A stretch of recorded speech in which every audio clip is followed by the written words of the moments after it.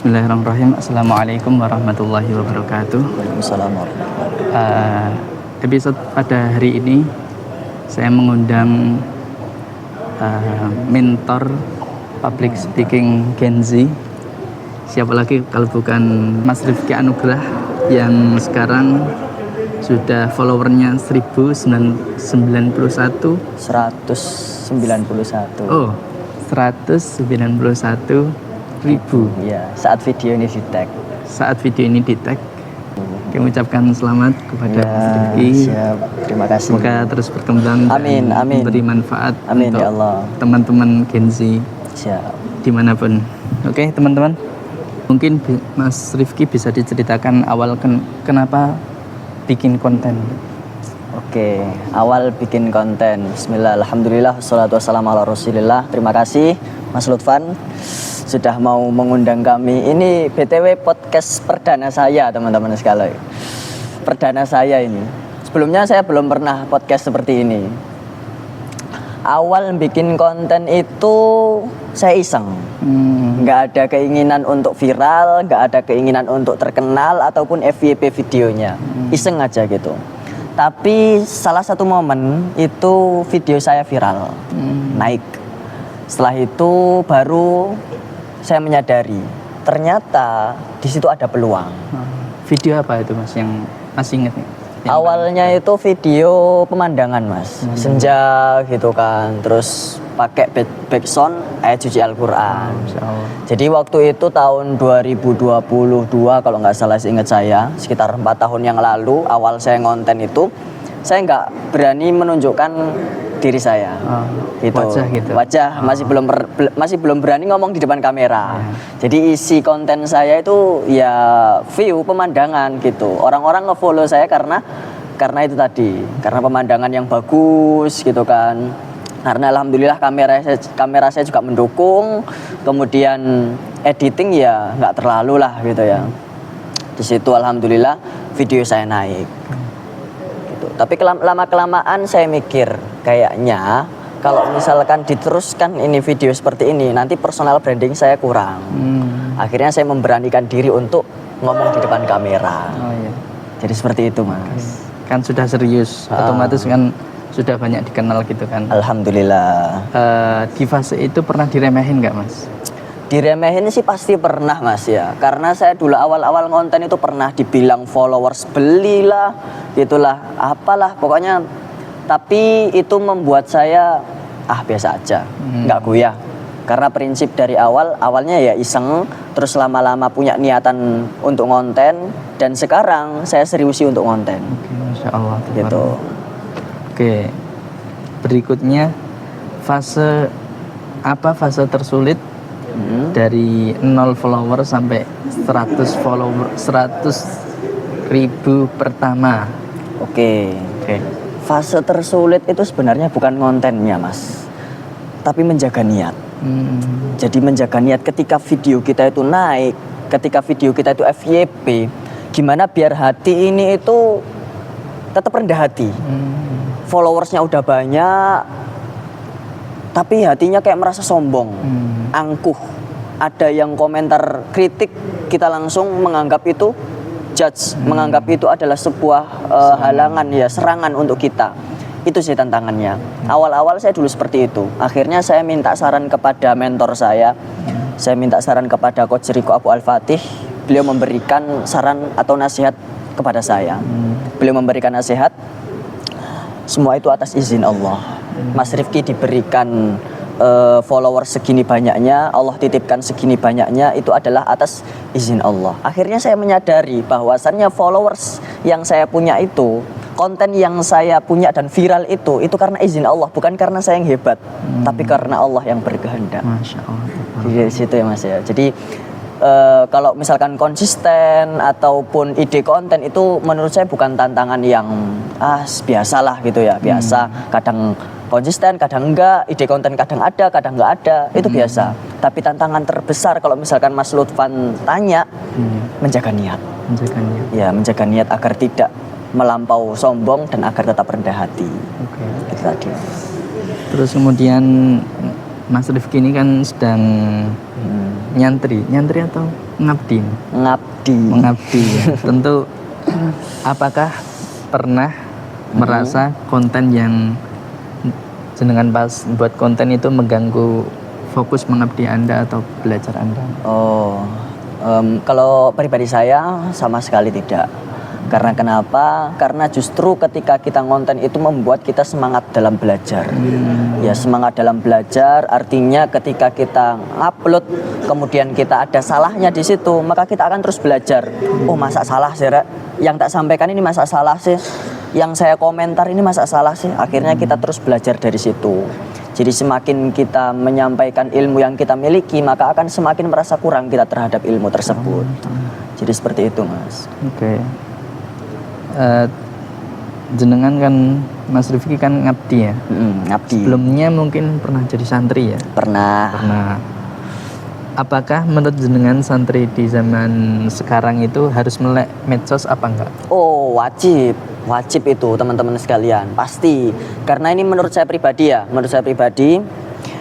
santri ataupun anak-anak Gen Z lah secara umumnya zaman sekarang itu minimal punya 2 hal penting ini, minimal. Yang pertama adalah personal branding, teman-teman. Apa itu personal branding? Personal branding itu persepsi orang terhadap diri kita. Kita mengenalkan diri kita kepada orang lain. Kita punya bakat apa sih? Karena setiap orang itu punya bakatnya masing-masing, Mas. Ya, setiap santri, setiap anak itu punya bakatnya masing-masing. Ada yang jago imam suaranya bagus. Ada yang jago khotib misalkan. Tapi kalau disuruh imam ya suaranya biasa aja gitu kan. Atau dia jago imam disuruh khotib ya kurang menguasai. Jadi passionnya masing-masing. Apalagi santri, ada yang jago adzan saja. Tafadhol. Ya, itu pilihannya masing-masing. Life is choice. Akan tetapi perlu ada yang namanya personal branding agar diri kita itu dikenal oleh banyak orang. Ya, bukan berarti diri kita tuh pengen terkenal gitu, enggak. Tapi dari situlah kepercayaan itu ada. Dan ini Mas Lufan, alhamdulillah saya merasakan sendiri. Ketika personal branding itu kuat, maka peluang itu bakal datang kepada diri kita. Entah itu trust, kepercayaan, ataupun peluang pekerjaan. Itu sangat-sangat mudah sekali teman-teman sekalian. Jadi mulai sekarang coba ngonten deh. Dikit-dikit aja, mulai ngomong di depan kamera, membacakan satu ayat, hadis. Kalau misalkan suaranya bagus ya ngaji gitu kan. Atau mungkin ceramahnya bagus ya ceramah gitu, enggak masalah. Kemudian yang kedua yang harus dimiliki oleh santri yaitu skill public speaking. Ya, skill public speaking atau ngomong di depan umum.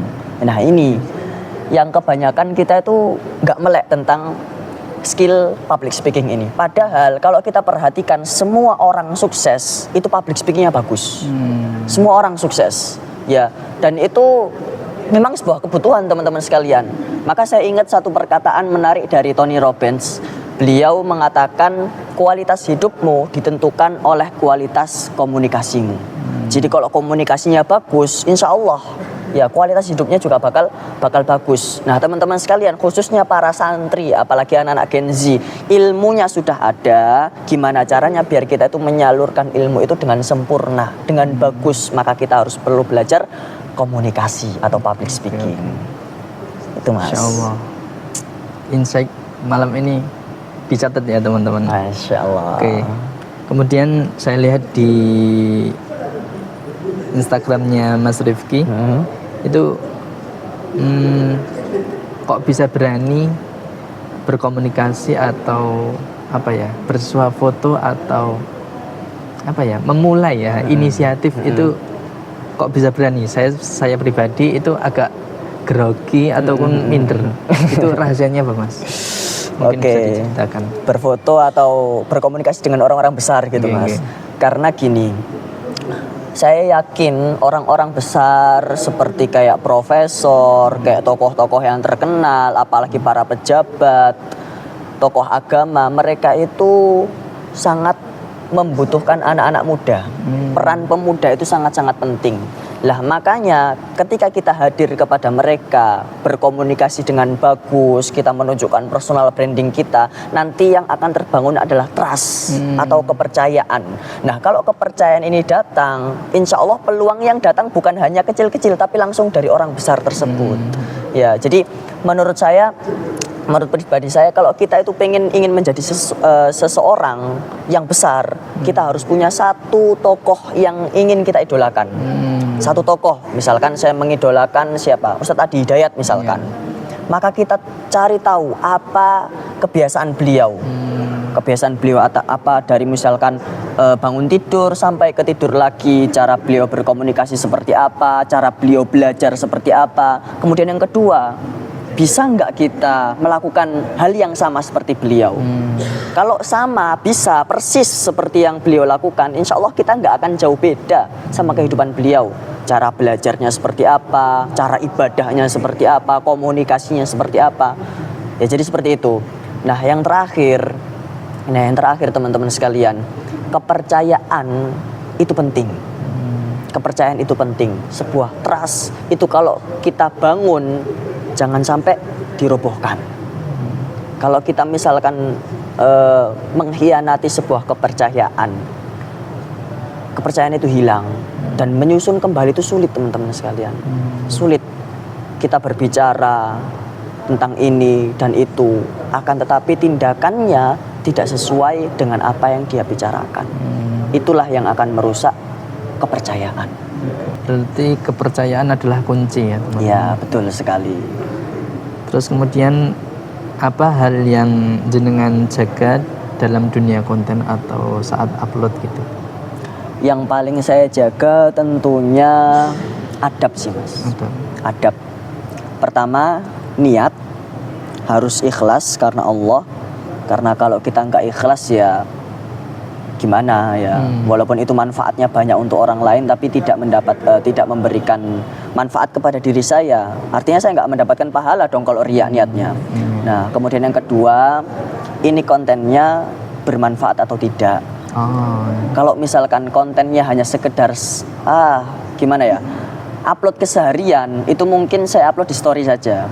Di story saja keseharian, misalkan oke guys sekali lagi ada di itu di upload story saja karena manfaatnya nggak banyak untuk diri saya sendiri dan mungkin teman-teman yang mungkin kepo ya nggak masalah. Tapi kalau misalkan ada manfaatnya, contoh kayak konten ceramah, konten motivasi ataupun konten public speaking, itu saya upload di Reels ataupun di feed Instagram. Jadi seperti itu. Dan yang ketiga itu adab. Kita berbicara itu bagaimana agar kita tidak menggurui orang lain. Karena rata-rata follower saya itu Gen Z mas. Rata-rata follower saya itu Gen Z. Banyak yang laki-laki, perempuan juga. Milenial ada sih, tapi ya masih lebih banyak Gen Z. Gitu. Jadi yang kita bangun di situ yang pertama, yang paling saya jaga niat. Ini yang paling berat mas dari yang lainnya. Niat.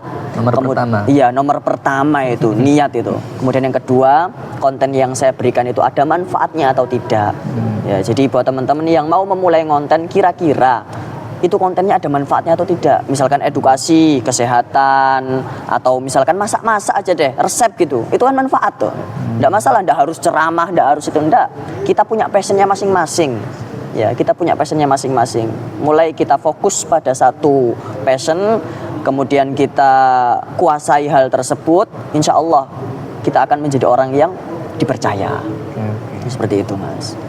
Apa arti sukses menurut Mas Rifki Anugrah? Oke, arti sukses menurut saya itu bukan kesuksesan dunia teman-teman sekalian. Karena kesuksesan dunia ini cuma sementara mas. Kita terkenalnya sementara. Dapat jabatan ya sementara juga gitu kan. Dapat harta ya pasti akan kita tinggalkan. Istri yang cantik ya cantiknya nggak akan lama. Menurut saya pribadi kesuksesan itu ketika Allah mengatakan kepada kita, ya ayyatuhan nafsul mutmainnah, wahai jiwa yang tenang, irji ila rabbiki radiyatan mardiyah. Itu teman-teman kalau baca 4 ayat terakhir surah Al-Fajr, itu coba renungi teman-teman sekalian. Itu arti kesuksesan menurut saya pribadi. Apalah arti dunia ini kalau misalkan kita tidak mendapatkan husnul khotimah? Apalah arti dunia ini kalau kita tidak mendapatkan ridha Allah Subhanahu wa taala? Jadi puncak kesuksesan adalah ketika kita mendapatkan husnul khotimah, hadiah dari Allah, kemudian kita mendapatkan ridha Allah Subhanahu wa taala. Kemudian yang terakhir untuk para santri, skill apa yang harus dipunyai santri atau mungkin Mas Rifki Anugrah punya pesan-pesan buat teman-teman santri yang sedang liburan. Oke, santri ya. Ini kan pas video ini di tag, santri liburan ya. Termasuk saya, pengajarnya ya, pengurusnya juga libur, alhamdulillah. Untuk para santri ya, satu skill aja, yaitu public speaking. Public speaking itu penting sekali. Karena kenapa? Karena public speaking itu bisa meningkatkan rasa percaya diri teman-teman sekalian. Kalau public speakingnya jelek, ilmu komunikasinya jelek, itu membuat diri kita tidak percaya diri. Ya, kemudian karena santri ini wadah atau gimana ya bahasanya ya, calon para dai lah bahasanya ya Mas ya. Ya. Calon para dai, maka dai itu wajib komunikasinya wajib bagus. Komunikasinya wajib bagus, terutama dalam hal public speaking. Ya sebenarnya dalam public speaking itu cuma dua hal sih Mas, percaya diri sama penguasaan materi. Penguasaan materi. Ya, kalau kita modal percaya diri saja, materinya tidak menguasai, ngomong saja. Contoh misalkan, makoli inna rohmatan, nah, percaya diri. Ya, Tapi materinya nggak ada, nol. nol. Ya, materinya nggak ada. Maka jangan sampai seperti itu. Atau sebaliknya, materinya udah bagus, tapi dia tidak percaya diri. Nggak mau nyampein, takut salah lah, takut dihujat lah. Nah, ini problem kita teman-teman sekalian. Maka percaya diri dan penguasaan materi itu sangat-sangat penting dalam ilmu public speaking. Nah kebetulan teman-teman sekalian insya Allah beberapa hari ke depan akan saya buka kelas public speaking. Ya Kenzi Jago Bicara judulnya. Ini sedikit promosi ya Mas ya. Ya itu insya Allah kelas saya gabung dengan tim kami latih. Ya timnya Coach Riko Abu Al-Fatih. Saya gabung dengan perusahaan beliau dan beliau mengamanahkan kepada saya untuk ngajar Gen Z, anak-anak Gen Z ya, agar mereka melek lagi tentang ilmu komunikasi, agar mereka lebih tampil lebih percaya diri lagi dan gak grogi di depan umum dan juga gak belibet kayak barusan saya tadi. Tapi itu adalah hal yang wajar, proses teman-teman sekalian. Saya yang sudah mulai ngajar saja kadang masih banyak salahnya. Ya, apalagi yang gak pernah belajar sama sekali. Ya, jadi teman-teman jangan lupa stay tune. Pantau Instagram saya, insya Allah nanti akan saya share kelasnya, kelas public speaking. Insya Allah ada online-nya, ada offline-nya. Semoga saja bisa datang ke kota-kota teman-teman sekalian. Amin, amin, amin. Ya. Amin. Terima kasih buat Mas Rifki Anugrah. Buat Ya, teman-teman yang belum follow Instagramnya Mas Rifki Anugrah, langsung aja di follow. Apa Mas? Rifki titik Anugrah. Anugrah. Ya. Di Instagram dan di TikTok jangan lupa di follow ya. Oke, terima kasih Mas Rifki sudah hadir di channel Imut Kecil dengan 6 subscriber. Terima kasih Mas. Jazakumullah khairan atas kehadirannya. Semoga Mas Rifki tambah sukses. Amin amin ya Allah. Berkembang. Amin. Insya Allah saya akan ikut kelasnya juga insya Allah. Masya Allah. Terima kasih buat teman-teman. Ya, insya Allah. Assalamualaikum warahmatullahi wabarakatuh. Waalaikumsalam warahmatullahi wabarakatuh. Udah. Udah. Terima kasih, Mas. Iya.